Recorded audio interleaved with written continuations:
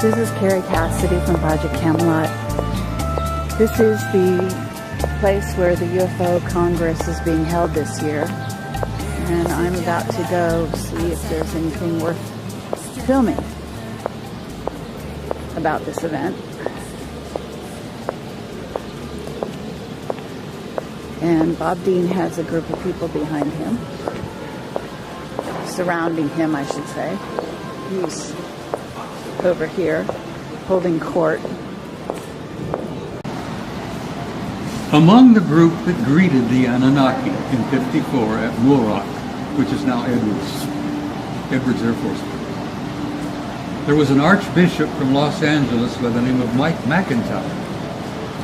McIntyre had been invited to be present when they landed, to meet them, because I thought, well, somebody ought to be representing the church here, you know. And they brought old McIntyre over from LA to Muroc, and they were there for 2 days. And these guys scared the shit out of everybody with their technology. And they talked openly. The two hovered over the runway for 2 days. Just never landed. I mean, no legs or nothing. They just hovered over the damn runway. It's all on film.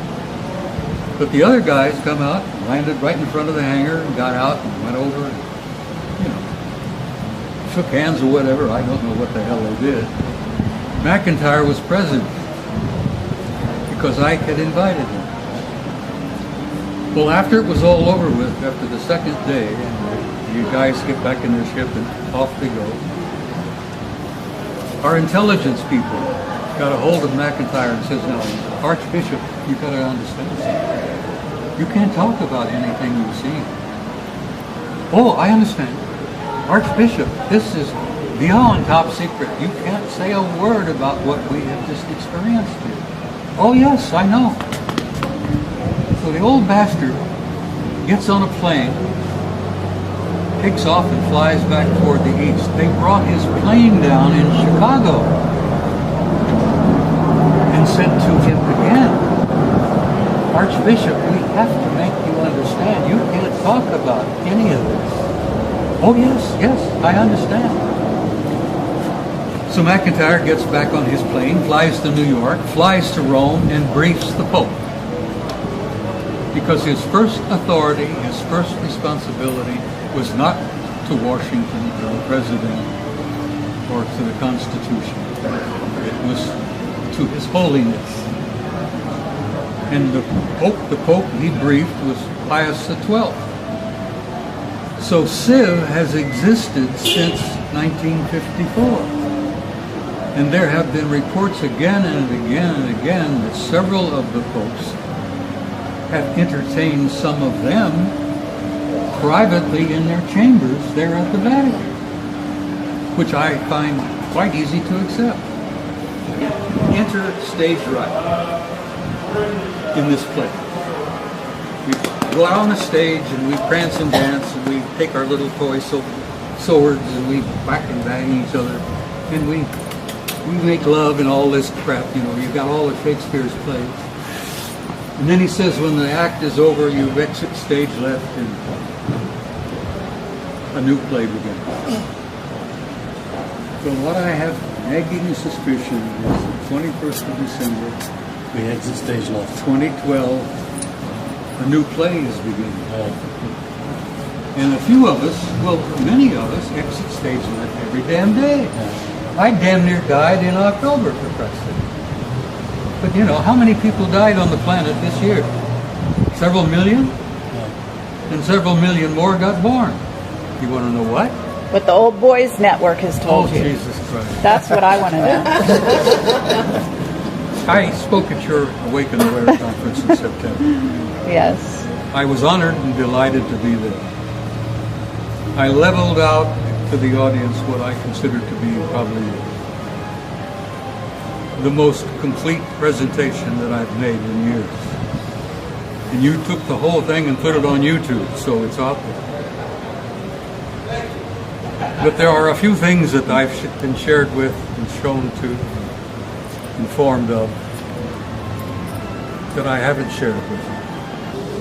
And like I say, this one guy, he was, just a soldier who was involved in one of the crash retrievals. Was it just like a detail? He got picked? Oh, yeah. And I mean, Roswell was the same way. It wasn't like y'all had to have a special clearance. It's like you, we got to go now. I officially never had a clearance, so I had a secret clearance from the time I got into basic. And you were in the military. It requires every 5 years you have to renew that clearance. Yes, sir. I never had to renew it. Interesting. They needed me more than I needed them, until I started to ask in '87, what type of information do you have on me involving UFOs? DIA came back and says, we have a entry on you where you have a security clearance, secret, under AR-50, and that's nuclear short. And I said, oh, that's nice. And Army Security Agency are the ones that issued this to you. But it was always there. But from that secret clearance, it's only supposed to be on a one-time basis. They broke that all the time. I'd be exposed to stuff that's top secret, CSI, all of that. Just because I had to give you a secret clearance for all that. I know top secret has so many different levels. They could always go up on it, but secret's only one. But see, that secret clearance provided the foundation to use me many times over on the one-time basis. Now, you were always in briefed and out briefed. But, I thought I was getting out of one mission because it made it clear you had to have at least a secret clearance. So I went up and very sadly acknowledged that, I'm sorry, sir, I don't have a security clearance. And this was with the Inspector General of the U.S. Army in Germany, an incident that occurred there, and that went on for several weeks, and we were involved in that. And involved the Soviet Union, too. Anyhow, after I went ahead and announced that, I'm sorry, I just can't do this because I don't have security clearance. And I'd be remiss if I told you I don't have that. And I figured, okay, they're going to send me back to my unit. Done deal. And all he did was say, I know you'd lay down your life for your country. So I don't have any heartburn with you yet. But see, he knew. But I wouldn't find out until '87 about that secret clearance. And I wouldn't find out until '87 they needed that secret clearance to add on. Every time I went and tried to get a clearance, because it's crucial for promotion, they'd always go ahead. And paperwork already done for well, they would bounce it back down and tell me, don't process, because see, if I did it, I'd find out I'd have it. And they could never pull it. When I got assigned to NEMI, they tried to pull it because I didn't need a security clearance there. So they sent me a notification that it had been pulled. I thought, the last on them, I don't have a secret clearance. They went back and told 4th ROTC region, no, this man needs it. We can't explain to you why. He keeps the clearance. So I didn't know it at the time, but we were getting ready for something big. That's how they keep it secret, they don't tell you. Oh, yeah. So when I got out, I was debriefed, but I'd already started to say, this isn't right, we're hurting people. So I went through the gauntlet of being relieved of duty, getting hit up on them trying to court-martial me, having to go through a psychiatric evaluation. And the bottom line, 3 field grade officers was relieved of duty as a result of that. You being in the military, you know that doesn't happen. That doesn't never happen, ever. And I got a meritorious service medal out of it. And they did. And I have it with me. If you're here tomorrow, I'll even show it to you. Where the commander's inquiry said the ER was wrong. Talks about the relief of the officers. And they even made it part of my military personnel record. Because it dealt with UFOs. And because I was refusing to follow orders, not to be trying to get information out, they actually pulled that because they were afraid that later on they would find out that, hey, this guy got a relief for cause and it had to do with his interest in UFOs. What is this? So they actually pulled it. They pulled it from my fish. And once it goes on the fish, it's not supposed to be pulled. They actually, I got a copy of my fish where it's there. The next fish I got, it's no longer there. And I have the letter from Milperson saying it would be made part of my permanent record. So favoritism does exist. Hey, I've had an Article 15 torn up, and that's illegal. Oh, it's a legal document, I did a lot of that for my troops. This is her book that she... No, actually, it's Clifford's book. Well, what did you do? Release it first? I sponsored it. I did the interviews. Let me tell everybody the truth of it is. Bob here can better understand it better than probably anybody that's never been in the military. I have difficulty telling my story because I see it in my mind's eye and I relive it each and every time I tell it. Then I get emotional. And I don't like doing that. Days after, I still feel it. So, she knew this is a book that I needed to write. So, very meticulously, she did many interviews. And she, in essence, captured my entire life, my entire involvement with this. So now there's a book out there that I would have never written. And my granddaughter, that's my heart, she thinks it should be getting out there. When we'd talk, she'd even say, "Grandfather, you're holding things back." And I'd always say, "Yeah, honey, I am." But it is a book not so much about me, but it's meant for other people that's been in the military who have been involved in situations where they can't even talk to their family. I've gotten several hundred calls as a result of that book coming out. And actually, one of the most important calls, and there were actually 3, but the most important was a guy that served with me in one of the retrievals.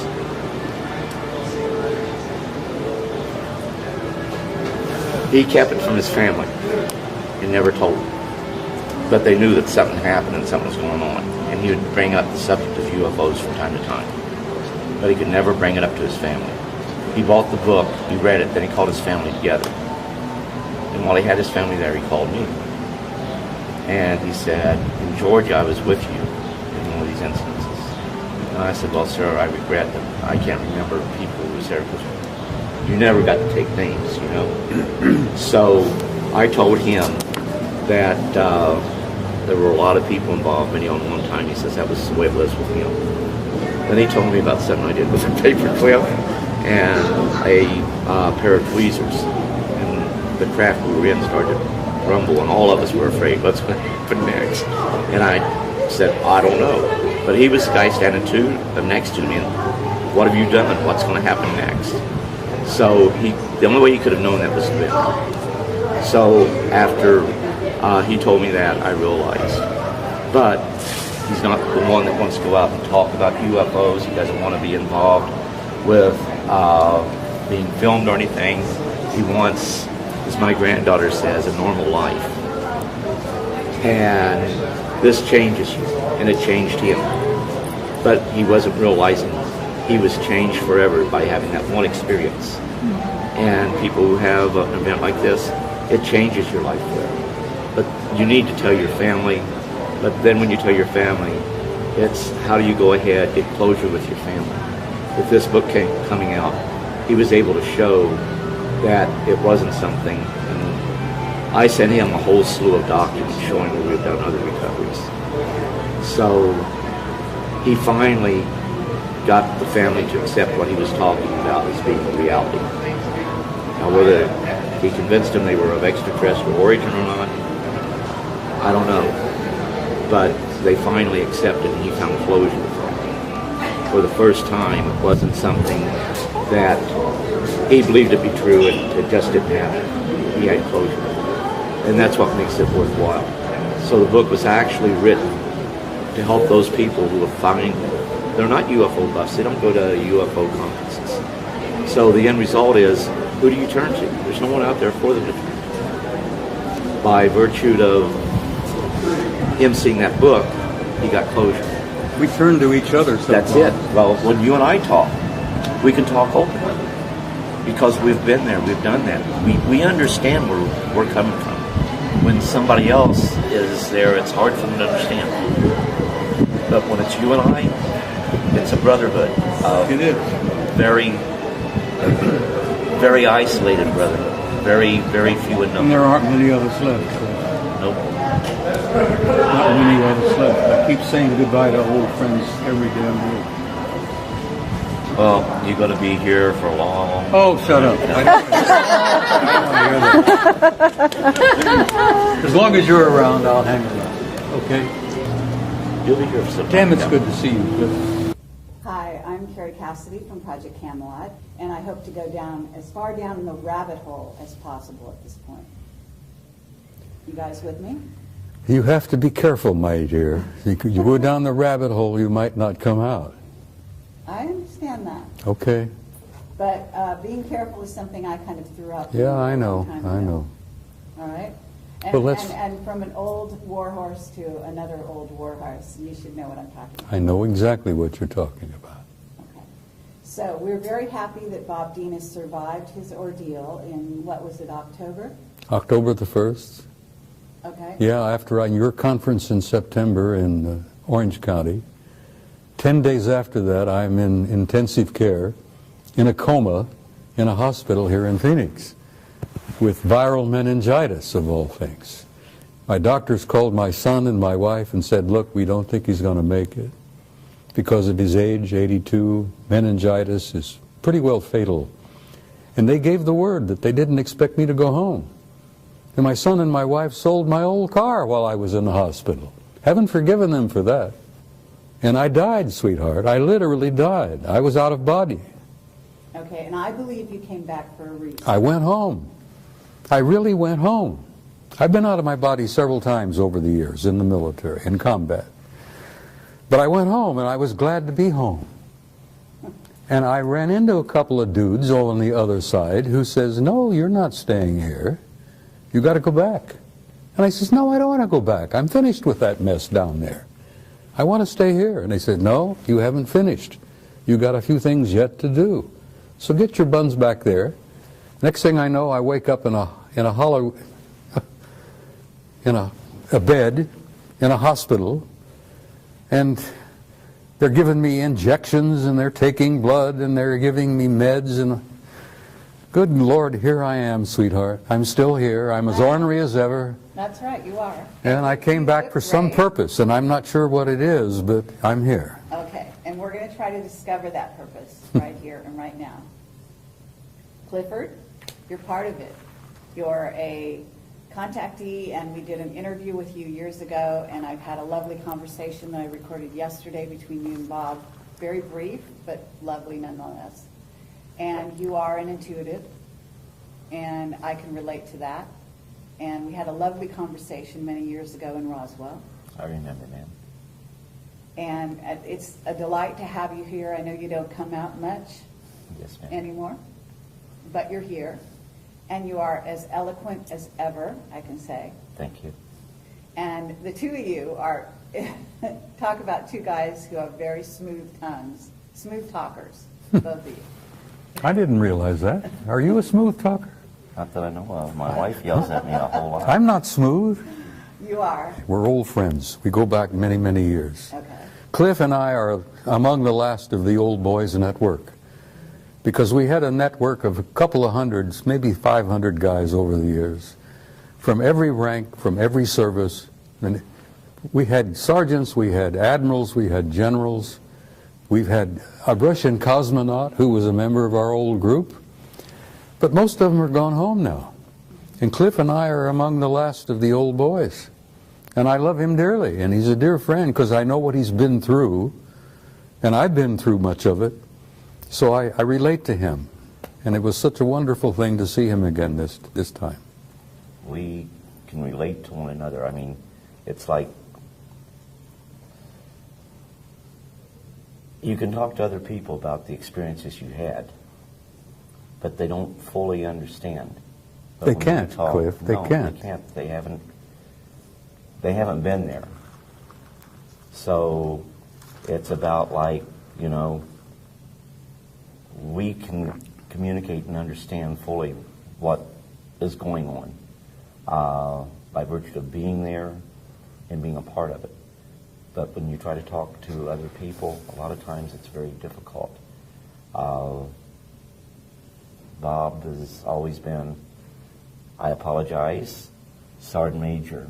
Robert Command Dean. Sergeant Major. Command Sergeant Major Robert Dean has always been a close personal friend ever since we met. And we united, we felt that kindredship, and there's a brotherhood there that most people don't understand. In the military, you form brotherhoods, But in this particular field, when you've been a part of it, you've been exposed of it, it's even a tighter brotherhood. I hear you. So what I want to ask you, first of all, both of you, what is it that you haven't told the people? Okay? What I want is, both of you are getting older. Both of you are one of the, the most, the most courageous, the most out there individuals in terms of greeting the public, sharing your story with the public. Both of you have been exceedingly brave in that regard. You've taken a lot of flack over the years for that, and everyone listening to this should respect them for that. But what I'd like to know is, what haven't you told people that you could tell them today? Because, for example, and these are the hard questions, okay?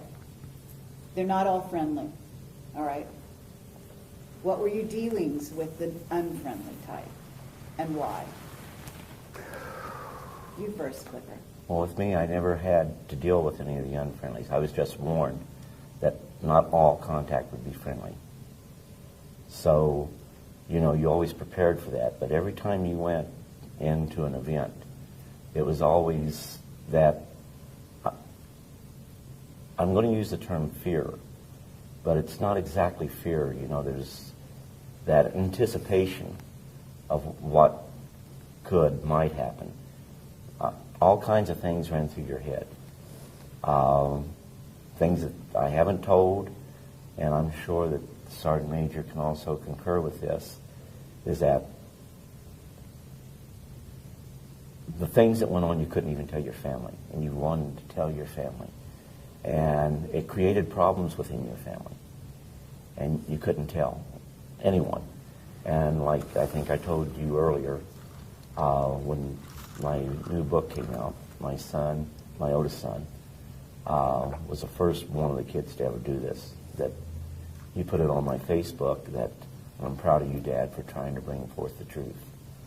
Wonderful. They got to see what I was trying to do to gather the information, because I knew that Roswell wasn't just a lone event. That over the years we had recovered many such objects, debris thereof. Crashes are unique. They don't happen every day. They're very rare. And there's 100 reasons why we have recovered crash UFOs. But I try to bring everything out. I understand. And we shot those UFOs crashed because we shot them down? In some instances, but it was more the Soviet Union and other foreign powers that did it. But if they were foreign powers that were friendly, we would go in and try to recover those. There was, I think, it was in the 1970s. There was a UFO that went down in Sudan. Now this is unique because it wasn't ours, but we wanted to go ahead and recover that object. Well, there was strained relations at that time with all nations in the Middle East, so they did not want us there. However, a group of 13 Soviet personnel, to include scientists, went there to investigate that object that fell. That shows right there that it wasn't ours. We knew it wasn't ours. And the documentation makes it clear. But we couldn't say too much about it because we could not go and look at it.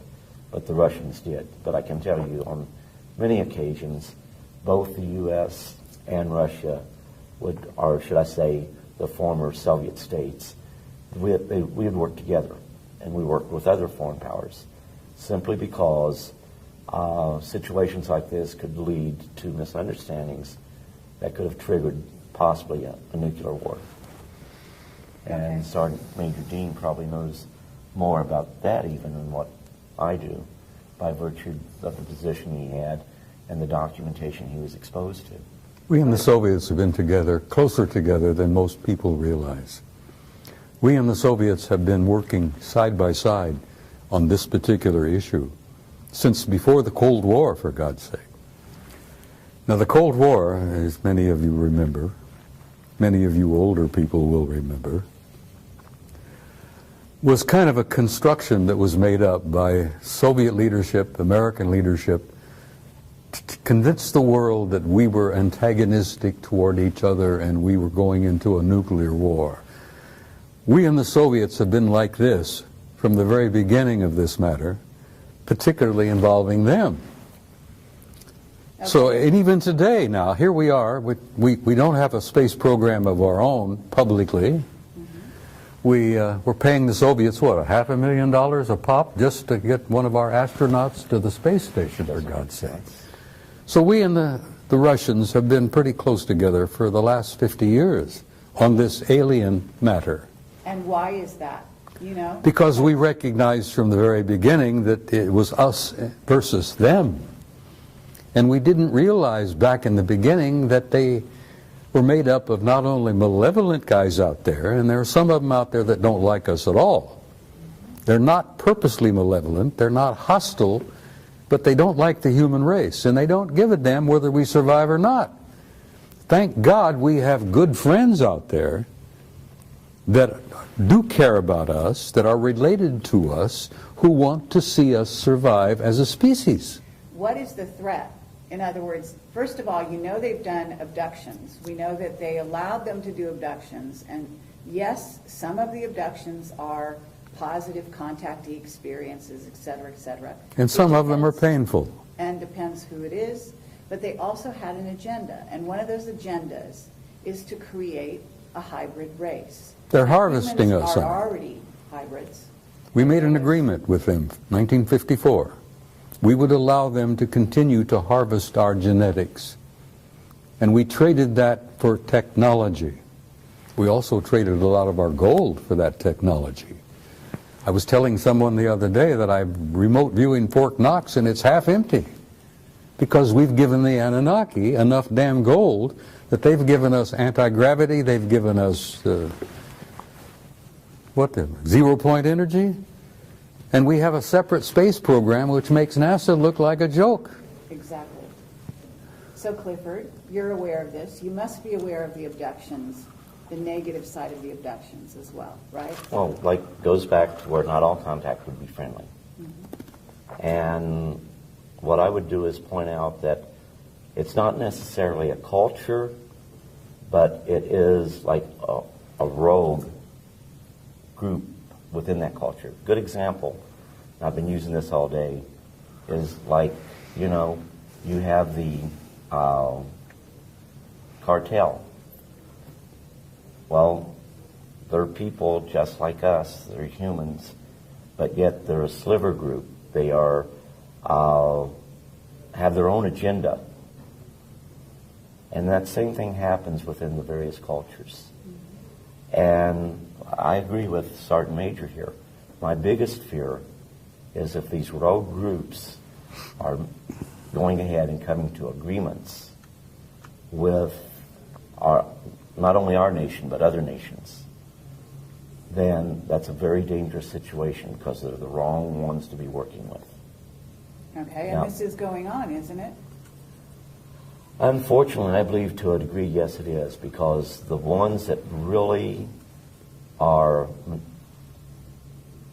not evil, the heads of the various cultures out there, to give us technology, they know that we are not spiritually heightened to the degree where we use it for the right reasons. When we go out into space, defense is one thing. But if you build your forces to where they become offensive, then it's to impose your will over others. And the technology that they are giving us gives us the capability to go ahead and field in space a offensive posture. So anytime we want to go ahead and make it look like it's E.T. doing it, we could make it look like E.T.'s imposing their will over the peoples of the world. And with that technology that we have acquired from the rogue groups, yes. And I agree with Sergeant Major. This is really, really dangerous. Okay. And at this moment, though, there are certain governments, with some of these governments, some of the governments that are actually growing into superpowers at this time, China, for example. My understanding is there are 2 rogue groups that are now dealing with China. And at least one of those groups is, quote unquote, some relatively new guys that have come on and given them some new technology. Do you know about that? That very well could be the case. When I got out, they had Catalog 57. That doesn't mean that that's all that's out there. Edgar Mitchell believes that there may be literally hundreds of thousands of civilizations out there. Okay. And what we have right now is the fact that on this planet, which Sergeant Major made a very good point, that there are some that are hostile and look really down on us. When I state that, we have rogue nations. And some of those rogue nations are very much a threat to the tranquility of the world. And if they achieve the technology we don't want them to achieve, then they could very well be the very forces, unknowingly, to start the total annihilation of the earth. There are governments out there that are also being contacted. Just as individuals are being contacted, governments are being contacted, are they not? Yes. Okay. And so this kind of dynamic is, we don't just have a political situation that could become unstable with, say, Iran or North Korea or China or Pakistan, but the idea here being that they may be making agreements with some off-world visitors that the ones we made agreements with, the U.S. that is, don't get along with. And there's also issues within the U.S. itself, within the U.S. military. The Army has got one group that they're talking to. The Air Force is talking to another group. And the Navy is talking to another group. Isn't that right? Yeah, but you only have a small nucleus of people who control all of the information. And it may not be military personnel that is doing this. And it may not be your elected officials. Sure. And that's a scary situation. Okay, and that's also true. We've got a military right now in the U.S. that's very discontent. And Bob, you can speak to this as well. You've got a son who's been working for these people. He must hear all kinds of things. And they're being told to do certain things that they know is not in the best interest necessarily of the United States, for example. Is that right? Let me tell you something. It's not easy to say that there are the good guys and there are the bad guys, and we're in the middle. That's true to a certain extent, and it's been true for the last 10,000 years, but it isn't particularly true today, because a third party has entered the game. An advanced culture, God knows who they are and what they are, but they're higher in the what they call it, the hierarchy. These guys at the top of the hierarchy are primarily spiritual in nature, and they have intervened. And they have said, listen, we've had enough of this bullshit where you've warred among yourselves, you've had these clan disagreements and blah, blah, blah, blah. This family and that culture and that group, that's going to cease. Because the human race has been in the damn middle for so long now that they've reached a critical point in their evolution and their development. And we're going to have to see that the human race survives and makes this awkward, painful transition into a new race, into a new species. And this higher element, this higher spiritual element in the hierarchy has intervened, and they have literally said, Kerry, knock off the bullshit. We're not going to have any more of this. There's not going to be any more planetary wars. We've had enough of that. We've lost too many millions of people over the years. We're going to control this carefully.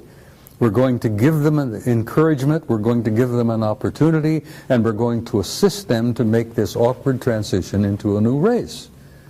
Now, the only reason I'm hopeful now, when I used to go through this, I was very depressed and very cynical, because I'd seen so damn much of the knockdown, drag-out brawls, not only among our own people, but among some of these guys. And then I found out that there is this third party now that's involved, that couldn't care less about the clan disputes and the family disagreements and all that. All they care is to see that the human species makes this awkward transition into a new race and can reach out and take our rightful place in space and go to the stars where we belong, for God's sake. But that's their intention. That's what you've been told they want to do, because you were taken off-world by them. Yes, I was, and they've given me encouragement. Okay. And they've showed me the future, Kerry, and the future is glorious. We are going to make it, and we're going to look back at this awkward period, this blackness that we've been through for the last century or two, and we're going to look back like students of history and say, my God, look what they went through. Look what they did to each other. We're going to look back from the future into this particular time and place, and we're going to say, how in the world did they pull that off? Here they are killing hundreds of millions of people in these wars, butchering each other. This has got to cease. We can't let that race off the planet until they evolve and grow and mature where they can be safe. Okay, but Bob, that rationale, when you've got these races, off-planet races, who have been warring with each other for eons. So maybe there's a new guy on the block. Let me tell you maybe something. That new guy is orchestrating things here. But actually, I'm going to sit over here and I'm going to be suspicious of even Well, that new it's guy. all right to be suspicious, and I know where you're coming from. Childhood's End? I was talking to Joe Farrell not too long ago at another conference, and Joe Farrell has written The Cosmic War. And The Cosmic War is a true story of a war between interplanetary intelligences. And they literally damn near destroyed each other. They destroyed a planet beyond Mars, for God's sake, in our own solar system. But that crap has got to cease, and I have had the opportunity to meet guys from the higher level who said, we're not going to allow that to happen anymore. We're going to give you a chance to make it. And the only reason I'm hopeful, and I told you this privately earlier, is that I have seen the future, and there is a future for the human race, and it's beautiful. Okay, and I appreciate that, okay, and I would agree with you. And I think a lot of people listening to this, who will listen, will agree with you. That's why we're all here. That's what we're working for. But the work is still to be done. And what I want to do is keep eyes on the ground right now. And I want to talk about the idea of what's right before people, because this is 2012. We're going into 2013, and some of these years are very crucial years. Okay, as you say, these are going to kind of be the years in which the transition happens. So It's happening right now. Exactly. So what I want to talk about here is, first of all, yes, you have a lot of bad kids in the class, okay, and those involve the Illuminati, some of whom are basically being run by certainly groups of reptilians, certainly a group of Anunnaki that may not have our best interest in mind. They'd like to clear the planet. They've got big plans, and they've been working on those plans for a very long time. And both of you must have been face to face with that agenda. Their agendas exist because they exist, and they've had some of their own personal agendas for eons of time. But their plans for our future don't mean diddly squat, because there are these higher developed cultures out there that have now intervened, and they're going to see that the human race is going to be allowed to make it. Okay, and you've said that, and I agree. But the thing is, the idea here is not that somebody come in, organize the schoolyard for us, and then they go off on their own business, and then we're left to deal with it. The idea is that we learn to walk on our own. We organize the schoolyard ourselves. Okay, so there is a great importance for the human race to take sovereignty, to take their rightful place as members of the galactic community. To recognize who we are. What they understand who they are, Gifts yes. that we have. Okay? The human race is precious. The human species is so unique that they told me when I was with them for 6 weeks, I was asking them question after question after question. I found that they were as interested in me as I was interested in them. And I asked them why. And they says, you human beings don't grasp who you really are. You have a unique genome that is unique in the galaxy. You're made up of the patterns and the parts and pieces and genes and whatever of at least 12 different races in the universe. And as a result of that, we think of you as unique. As a result of that, we look upon your little planet as probably one of the ripest and richest zoological gardens in this quadrant of the galaxy. And that's the first time I realized the galaxy had been divided into 4 parts. I didn't even realize there was a quadrant.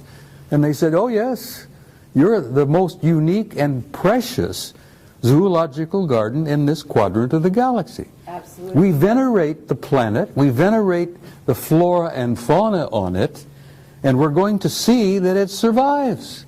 Now, I'm getting this from the higher level. I hear you, and I appreciate that. So, Clifford, because both of you have been threatened, both of you have had children who died in most unfortunate circumstances. Isn't this true?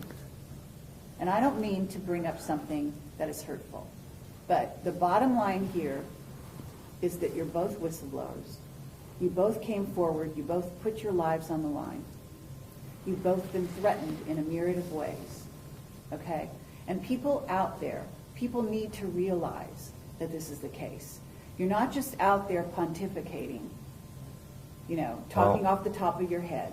Like what the Sergeant Major was talking about, like I was told, that we are a race on this planet that is capable of such wonderful and beautiful things. Infinite possibilities. Absolutely. But yet we have the capability of doing such horrible things to one another. And I think that the Sergeant Major was saying the same as I when, you know, yeah, we have to spiritually grow. If we don't spiritually grow, we're going to fall victim to our technology. They don't want that to happen. Okay.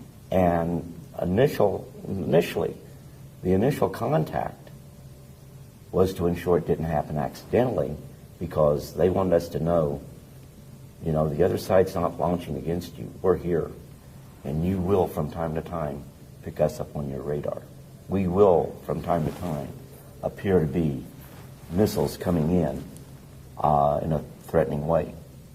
So you must make sure, before you launch your death and destruction, that you really are under attack.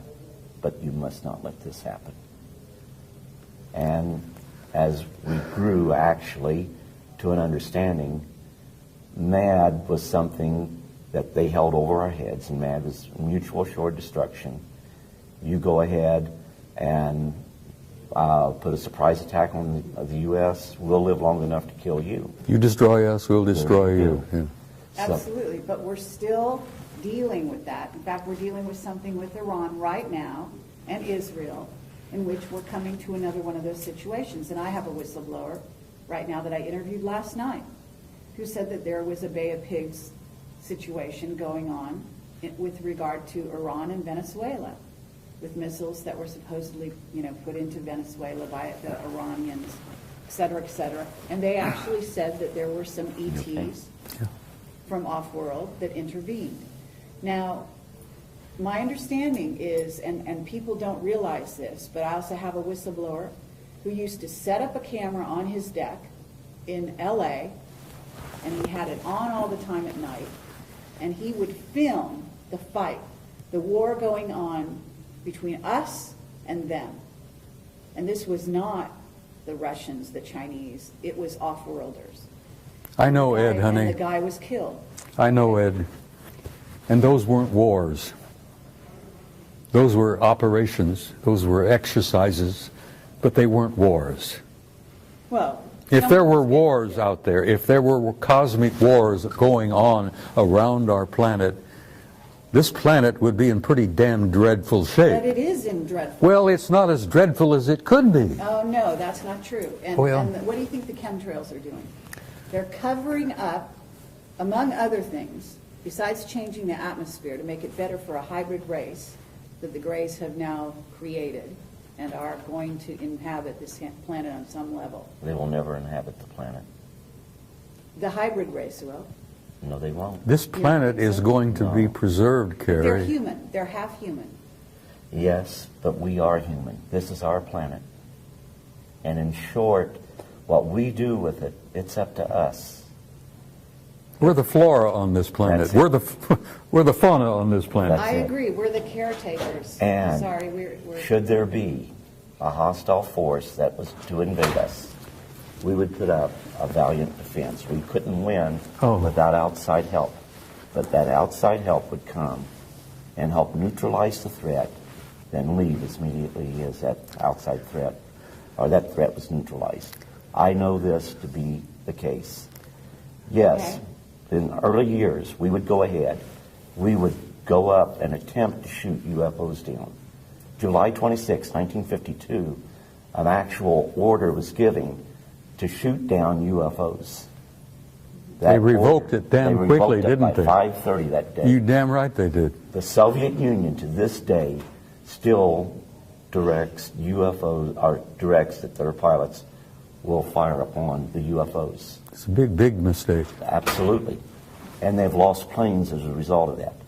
The British did a report in 2000, December 2000, that talked about how little knowledge we had of what the British or what the Russians did as far as the UFOs that were over there. In December of 2000, the British released a report, and of course people say, well, the British went ahead and said there was nothing to UFOs. The report doesn't state that. The report even goes ahead, talks about radar sightings, about aircraft sightings, and even about possibility of some crashes of our aircraft occurring, their aircraft occurring, because of UFO sightings. They know, and they put this right in the report, that the Soviets make attempts to shoot down UFOs and have lost aircraft in the process.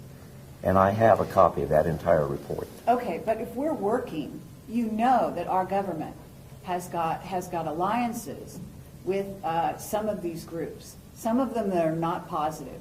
In other words, what's transpiring on the planet right now is not positive, in part because we have a rogue group running the U.S., which is not our government as we knew it at one time. And that's the greed of man.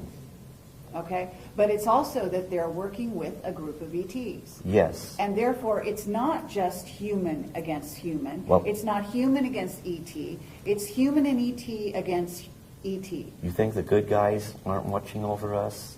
I'll tell you this right now. You have people on this planet that aren't what they seem to be.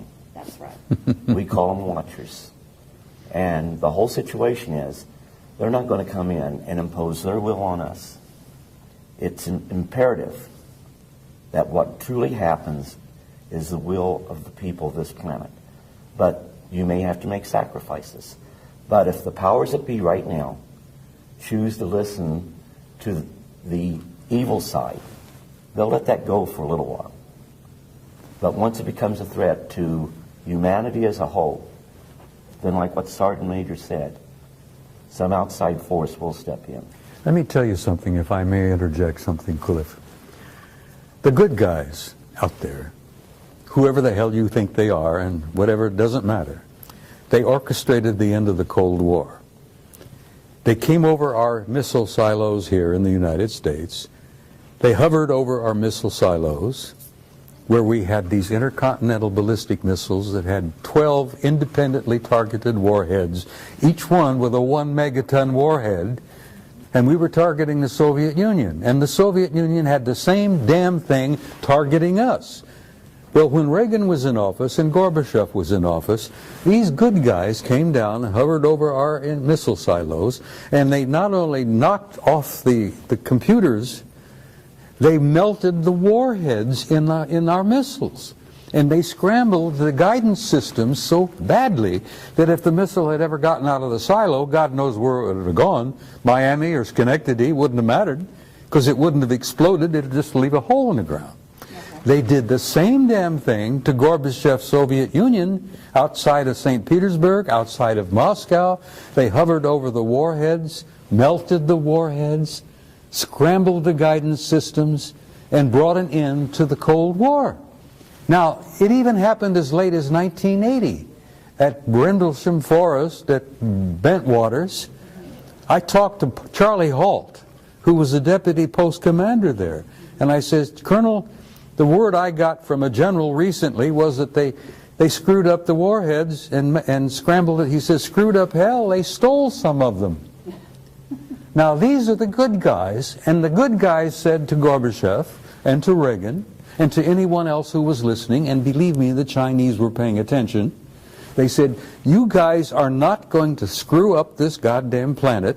You're not going to destroy yourselves, that there will not be a nuclear war. We're going to see that you do not do that. And now these are the guys that are in control. Okay. Now, let me finish. There are alien groups that are pissing and moaning and among themselves and among us and moving things around and causing trouble here and there. But there is that third party beyond them that's in charge. Okay. If they're in charge, they're doing a hell of a bad No, job. well, you tell them about it. I will. And if you want to run into them and meet one of them face to face, as I have, I'm sure I have. you be prepared to give him some guidance on what you think would be the answer. Well, that's what we're doing here, okay? These people from off-planet, we're their progeny. We are their family. That's right. And therefore, we have their genetics. And therefore, like child is father to the man, we have every right to stand up and speak to them and tell them what is right and what is wrong with what is going on here, okay? And that means a lot of the different races. We are related to a lot of races out there, and you know it. I can see this adolescent child standing up and say, look, Pop, I'm going to tell you what I think needs to be done. And father looks down at the brat and says, well, good, tell me what you think. But in the meantime, I'm going to keep your ass out of trouble. I'm going to see that you don't go to jail. And I'm going to not let you blow yourselves up in the meantime. Okay, but we have, let's serious here. We are on the verge of civil war in the United States, and you know it. Both of you. Okay? Our military is extremely discontented. Our government is, well, the secret government is working very hard to funnel most of the money into their black projects.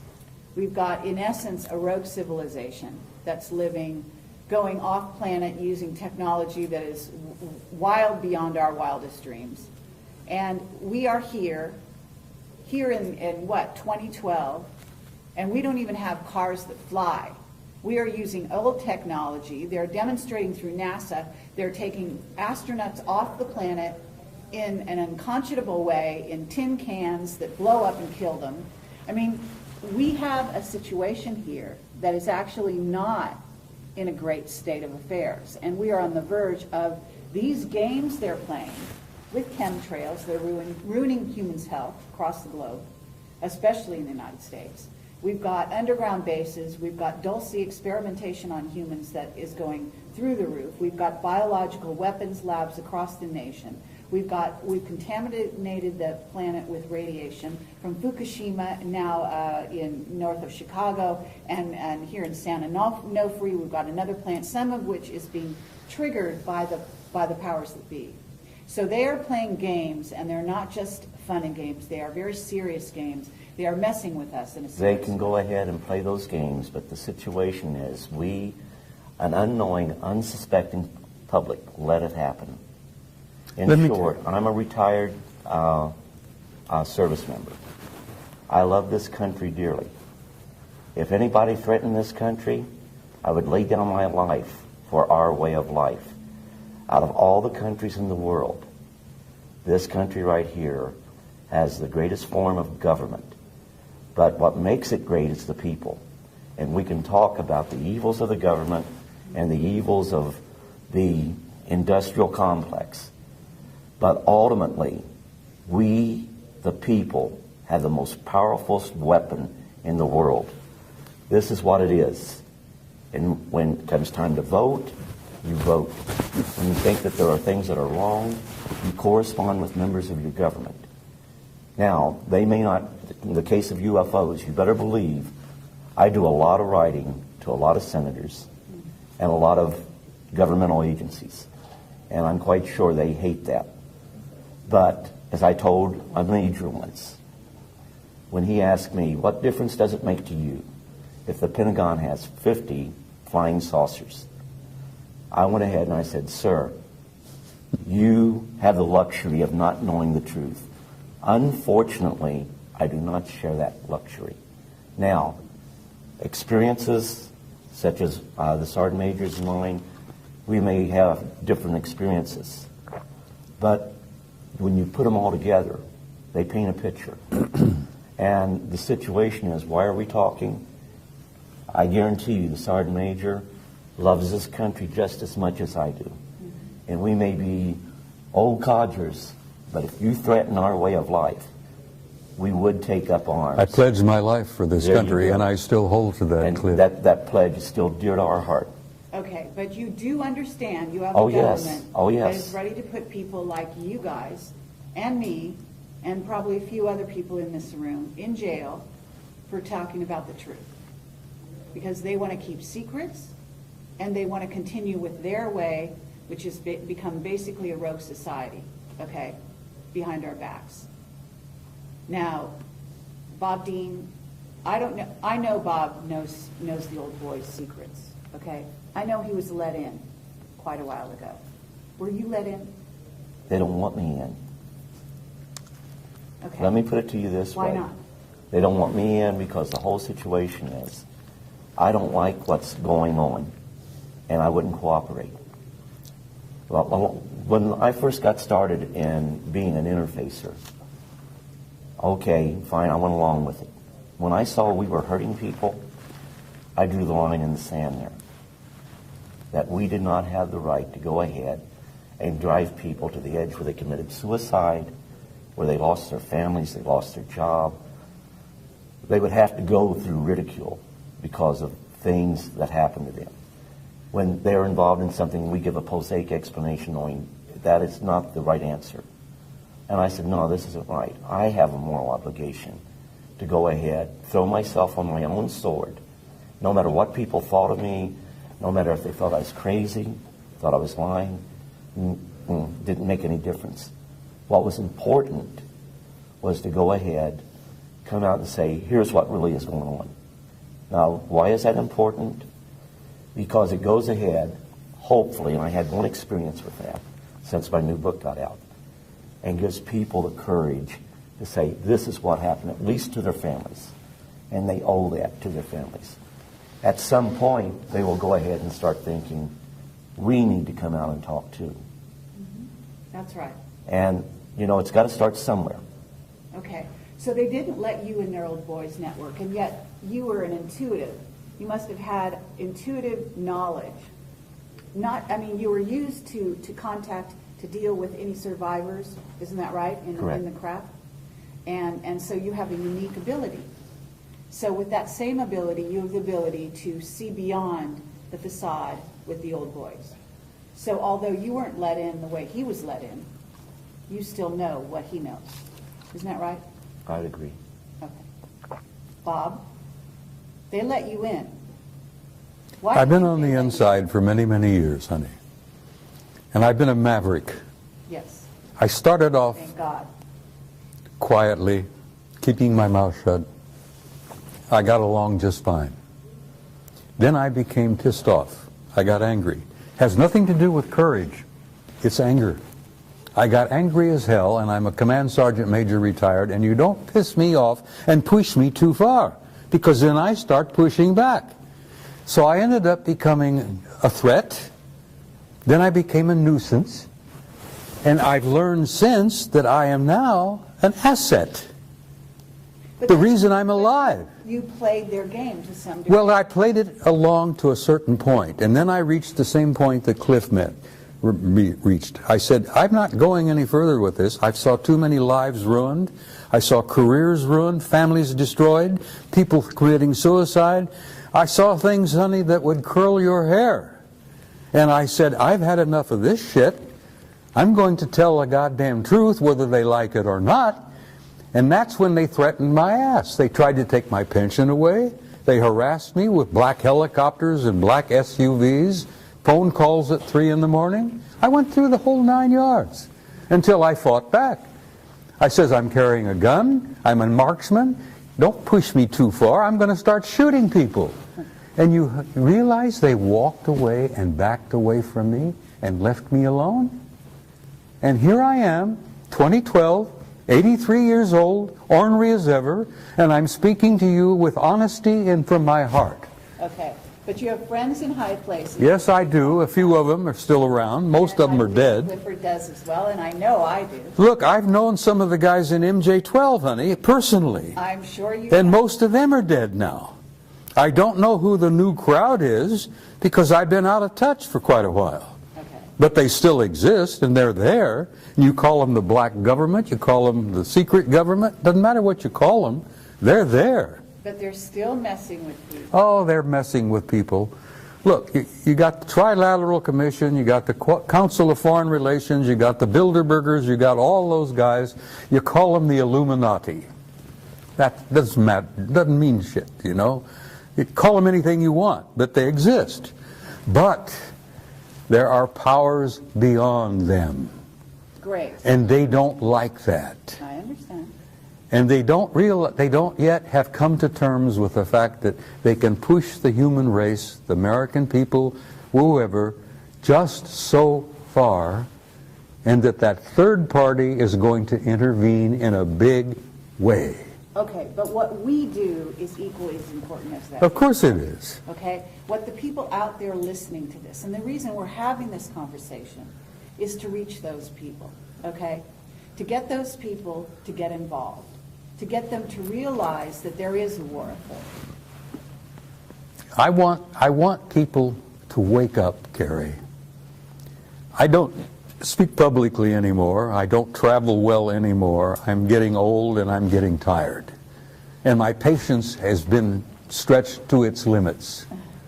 And I don't have a lot of patience anymore. And like my dear friend Robert there, I get to a point where, God damn it, I'm going to stand up and raise holy hell. I'm going to be a command sergeant major again. I'm going to take names and chew ass. Okay. And I'm going to do that till the day I die. I hope so. And I damn near died in October. But I have good friends in high places, no pun intended, who brought me back and told me that I had to come back because I wasn't finished yet. And part of what I had to do when I came back is sit with you in an interview and tell you from my heart what I've seen, what I've learned, and what I leave with the people on your film is I want to leave them with hope. I understand. With all the darkness and all the blackness and all that bullshit that exists out there, there is hope. Absolutely. There is a future for your kids and your grandkids and your great-grandchildren, and this human race is going to make this transition, and we're going to survive this transcendent transformation into a new species. And we're going to the stars, Kerry, where we belong. We're going out there to take our natural place in that infinite community of life. Absolutely. And that's the only thing that makes me feel that life is worthwhile. Because I know, having seen their future, and they have shown it to me, that it is glorious. And I wouldn't be sitting here talking to you unless I believed that in the depth of my heart. And I want to leave that with your viewers. You've done so. That there is a future, and it's glorious, and there is going to be a tomorrow. And dispense with this bullshit about doomsday, because every time some poor human being on this planet dies, it's doomsday for him. But that's not the end of life. That is true, but we need to handle a situation that's going on the planet right now that requires human beings to not just We have to wake up, participate in it. We have to but they participate have in to- our They salvation. have to participate through consciousness. Yes. Okay? And they have the ability, because we are, again, their progeny. We have those powers. We can fly. We can do anything we want to do. We can create reality. We can destroy reality. Honey, the human spirit is infinite. We have power we haven't even dreamed of yet. That's right. And once we realize who we are and what we are, and we start expressing that power, there's no end. We can change anything.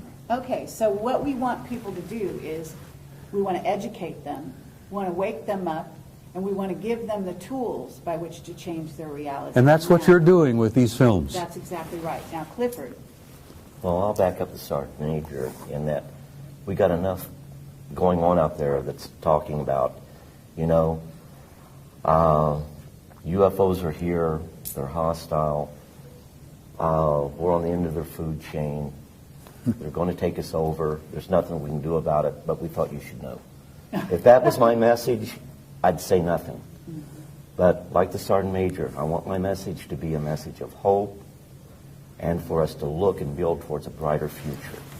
And by us spiritually growing, we head in that direction. But it's going to take time. We're not going to go away. We're going to be here. We are going to achieve interstellar travel where we visit other star systems. But in order to do that, we must first grow spiritually. Right now, the situation is we're a world in quarantine. And do we have the technology to be out? Oh, we sure do. I can show you the NASA plans for setting up permanent bases on the moon, on Mars. The technology is there right now. 2007, they planned to go back to Mars. Did they? Or did they not? Something going on we don't know about? Yeah, probably there is. But we are still a world in quarantine. Okay, well, I don't agree that we're in quarantine. I actually think we have been invaded every way since Sunday by various races. In other words, the quarantine is off. The gloves are off, and that's part of the transition. In other words, you don't go to the big leagues without starting to get into the sort of understanding that there are positive and negative beings out there and diving into the water and learning how to swim on your own. So this is the challenge, and this is where you guys can bring your wisdom, your worldly knowledge to the people, and that's what we're doing here. Now I have a question for you, Bob Dean. You've always said that the Anunnaki walked the halls of the Pentagon, and I have been told to ask you this. What are they doing there? Well, which Anunnaki are you talking about? Good answer. Yeah, you understand when I use that term, I use it in a generic sense. Those who came down from above, those who from heaven to earth came. Whatever. Well, there are all kinds of Anunnaki out there. Okay, but the ones walking the halls of the Pentagon are the ones I'm interested in. Most of them are good guys. Uh-huh. And have you met them? I've met some of them face to face. I'm talking about in the Pentagon. Some of them wearing uniforms. Okay. Yes. Some of them looking with 3 stars on their collars. Fine. Admirals, vice admirals, Anunnaki. Right. So help me God. I believe you. Well, they're in our midst, and they're basically good guys. Because they understand that there is an authority above them that is going to see that this race survives and that this race makes its transition into a transcendent new species. Okay, then what's going on right now with our financial situation? Oh, that's bullshit, honey. Pardon me, but it's bullshit. They've been playing these games with money for the last 1,000 years. My old organization, the Templars, established the banking system, for Christ's sake, in the 11th century. Okay, but there's also an issue with gold, and there is something going down in America that is weakening. Let me tell you something about gold. Fort Knox is half empty. It's 3 of the big underground repositories are empty. Okay, but there's tons of gold in the Philippines, supposedly. Oh, there's gold everywhere, but we've been trading gold to the Anunnaki. And you know that the gold isn't really about money. No, it's not about money, it's about power. But it's also about consciousness. Well, gold can turn... Gold or miss. Gold is not merely a pretty metal, which makes lovely jewelry. It's nice to hold, and it's nice to play with, and all that. The value of gold is it can be turned into ormus. And the ormus, this white powdered monatomic gold, is worth more than its weight in gold, because the Anunnaki ingest it. It generates their genome into immortality, for crying out loud. Yes. And that's why we've given them half the crap in Fort Knox in trade for their technology. Exactly. Exactly. And if the average American realized that Fort Knox, if they ever conducted an inventory and an audit and realized that they only have half of what they think they've got, that we've traded the rest of it off to the Anunnaki for technology. That's the value of gold, Kerry, and I hope that's on film. And people will listen and say, holy conniption, you mean we don't have as much as we thought we had? Well, you've never had as much as you thought you had. You've been a little player in this game, and you've been manipulated for so damn long that you don't even realize that you're not even a part of the game. You're a player. You're just a part. Okay, but we want to change that in this interview. Okay? I know you do. We want the people listening to realize that they can take things at hand, and they can become aware, and awareness alone can change your reality. If they can inform themselves, Kerry, of who they are and what they are, they're free. They are free. They don't have to worry about this garbage anymore. Right. And they will not be allowed to be manipulated anymore by these other assholes out there. Pardon my French, I'm sorry. I'm an old command sergeant major, and I sometimes lose it and use old infantry terminology. But once the average guy out there realizes who he is, he's free. And I hope that your viewers see that and remember that of all things. And like what I said, told you before, let no one live in your mind rent-free. Make sure of your facts. The biggest problem I have documents. And everyone tells me they don't mean anything. Well, you know what? The Constitution is a document. And if you don't read it and understand your rights under the Constitution, then we lose those rights. There is no right more sacred than that right that is lost.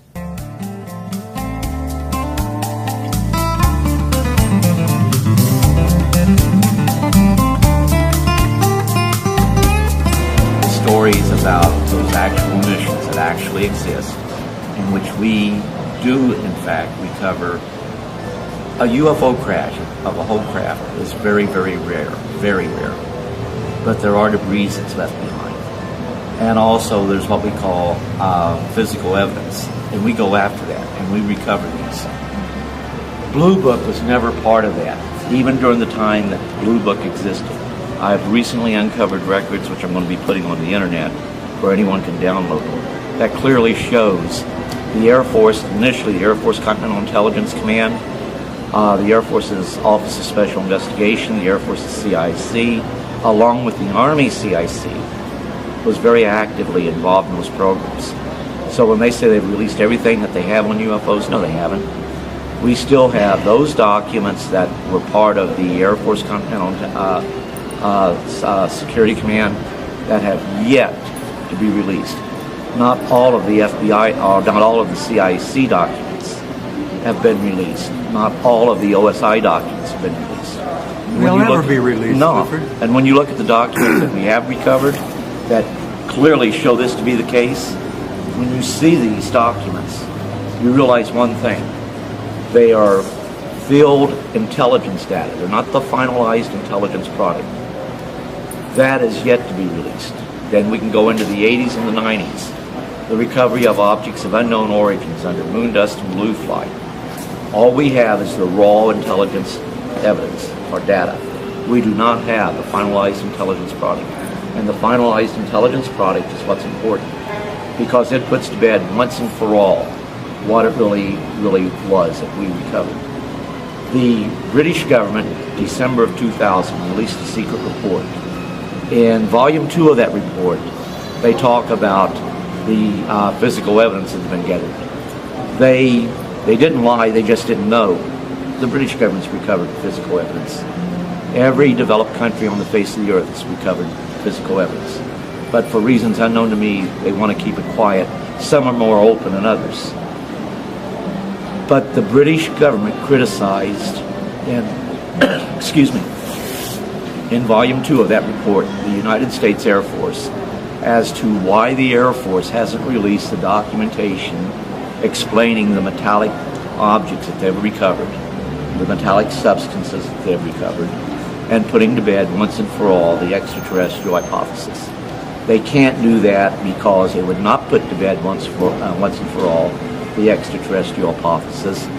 Many of those finalized intelligence products makes it clear that, in fact, what we'd recovered were objects that did not originate on the face of this planet, and that we, the governments of the world, many of the governments of the world, out of necessity, have had open contact with our visitors for many years. One of the biggest secrets, Cliff, and you know this, is that so much of the hardware that we recovered was not just UFOs. Some of the ships we recovered were time ships. Oh, absolutely. Because when you travel in space, you travel in time. And most of the hardware that we've got, and that really blew our minds when we realized that those things were designed to travel in time. And as I said to some of the people here this afternoon, I'm still trying to come to terms with that. I need to send you some CDs. That they can manipulate time as well as manipulate matter. And I'm an old-fashioned old fart, and I'm still having problems wrapping my brains around that. But Bob, you know why that is? The technology is so far advanced that we Cliff, see it as it's a magic. million years ahead of it. And then some. NASA will tell you in their advanced, I don't know how many of you people are aware of it, but in 1995, NASA said we're never going to get to other solar systems by using conventional rockets. So they asked for scientists to think out of the box. And many of the scientists started to think about exotic propulsion systems. Antimatter drive, teleportation, traversable wormholes. And I assure you, I have the documentation. If any of you are in Roswell, my door's not closed to anybody. You can come over there and I'll even be happy to make, on a CD, copies of those reports that they have. And now all of that, to some people, is commonplace. Mm-hmm. And if you have, we've known for a long time, if you have an interstellar conveyance, which is a spacecraft capable of flying from the Earth to another solar system in a reasonable amount of time, you actually have a time machine. Case in point. I won't go into detail how I know this, but you have a planet that is 100 light years from planet Earth. They decide to visit planet Earth. It'd take light 100 light years to reach us from that The speed star. of light takes 100 years. So the whole situation is they can do it in real time in an hour and 40 minutes. That's traversing what we call space-time. So when they get here, they're seeing the light from their planet 100 light years prior. But you can also travel in and out of different space-time continuums, for lack of a better term. And you can actually view things that have happened in the past. And a lot of times, you may even experience this. Like, you can't shake the feeling you're by yourself, yet there's someone else there. There's someone watching you. That could very well be a person that's from the future observing you in the present. So the time travel, the one thing there's a natural barrier. It's going to keep us from getting that stuff. So we develop a time machine before they do. You mess up the entire space-time continuum if that was to happen. So God in His infinite wisdom ensured that would not happen. However, that doesn't stop you from going back and observing. But there's also a great desire not to do anything to change the future. You only can change the future in the present. If you change the future, you create a whole new universe. Another timeline. Mm-hmm. But that's what they're working on, aren't they? They're working on that's very dangerous. I'm borrowing liberally from Randy Rooney, who that was one of his favorite sayings. That society is willing to believe the facts when they're presented with the facts, but only if the facts already agree with what they believe. So, and it holds very true in the UFO field. Okay, so you've seen ships from the future. What do the ships look like? You asking me or Clifford? Both of you. There are If many, Bob, many, if you're prepared many, to many tell the kinds truth about this, like, I'm listening. we have many types of aircraft, and we have many societies that are visiting us. And you can't think of it as being aerodynamic aircraft frame. The circular, the common circular saucer shape, they have that. They have the blade shape. They even have the cube shape. They have the spherical shape. They have mothers out there 5 miles long. Yep. Oh, yeah. What about the plasma ships, though? The plasma ships can take it in any form they wish. Right. In any time they wish. Yep.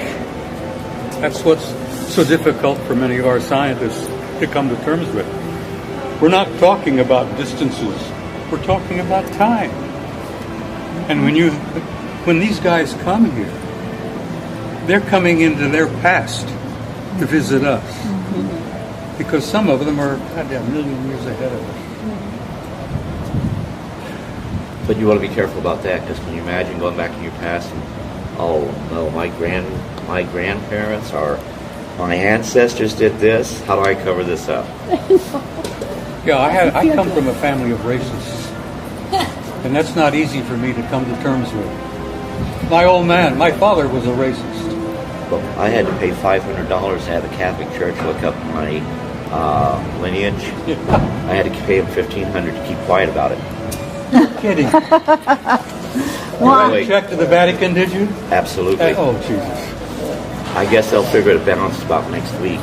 You'd have 2 teams that show up. You'd have 8 teams beat. First ones there, if there were any injured entities, you had to give them first aid. Our first aid could actually kill them. So it was imperative that we knew which species we were dealing with and what was the appropriate first aid. So that became crucial. Now, I wasn't even supposed to see that book. But a lot of the people that made up the team that would show up all the time, the medical staff, the key people, I refused to go to school. And later on I found out that would have been, actually in the Army, we called it gondola wish. That was the Army Security Agency remote viewing program. But at the same time, the intent of doing remote viewing, they hoped to go ahead and get a remote viewer down to at least core level where they could be utilized in the field maybe further. Based on the experiences that I've had, I believe that I was meant to be in core level. Because while I was in Germany, I was at V-Corps level. You're familiar with that. And even though I was in the 3rd Armored Division by being under Hanau Military Community, that was part of 3rd Armored Division. We were part of 3rd Armored Division. That made me a valuable asset to V-Corps. Only I didn't know that's what I was doing. When this book came out, I actually got a call from a guy who was involved with the United Kingdom program, who told me, you should look at some of those files on Stargate. And I said, I would, only the CIA says that they have already turned them over to the National Archives. The National Archives wants a couple of thousand before they'll even start a search for those records. So there is a site called remoteview.com that has some of the CIA documents going with remote viewing there. But is stuff redacted out of it? Those black lines, they're always... There's some, you're always going to have that. Some of that is really necessary to protect legitimate national security concerns. Such as? Really, let's get down to it. What is a national security concern with regard to ET? Okay, for example, well, not with ET. Only about 5% of that needs to be. We were always told not all contact is going to be of a friendly nature. Now, I never had anything happen that was really, really bad. I actually, this eye right here, for their interaction, I still have this eye. And you'll read about that in the book. But I almost lost that eye in Vietnam. And the reason the eye was damaged was there was this bug they had in Vietnam that sprayed into my eye and kept the corona of the eye. Cornea of the eye. So go ahead and figure out what insect can do that. But that was the reason I had it bandaged up for well over a week. But Clifford, you were talking earlier about why the damn lid has been clamped down and why it's still being held down. Well, the reason is they dug themselves into a hole. How do you tell the world that there is life out there? Not only is it out there, but it's been visiting us for many, many, many, many, many years, going into the millennia. Now, how do you go and tell an unsuspecting worldwide public that this is the case? And when you do this, there will be repercussions. Actually, during the time of Stargate, they did an exercise in remote viewing going back to the time of Christ. They saw the crucifixion. You need to go and take a look at that remote viewing training exercise they did. But use it and do it with great care, because when you... but remember, I still believe in God, and I still believe Christ is the Son of God. But you also have to remember that everything in the universe is interrelated. We're all part of a vast family. Absolutely. God created everything in the universe and then some. They have a greater understanding. Like when I say, they say, okay, describe E.T. Well, if you see them, you see us. Because we say that we're human. Are they more human than us? They got a highly evolved intelligence. But what I say is that humanity is within all the races. And the spirituality is in all the races. I would say it the reverse. All the races are in humanity. And that is the big secret. Oh, absolutely. And when we realize that is when we realize our power, our true power. And then they really can't keep us down. When I was praying at my son's grave, one of the ETs that was there knelt with me. We prayed as we prayed. I've been told by them face to face that they venerate the same God.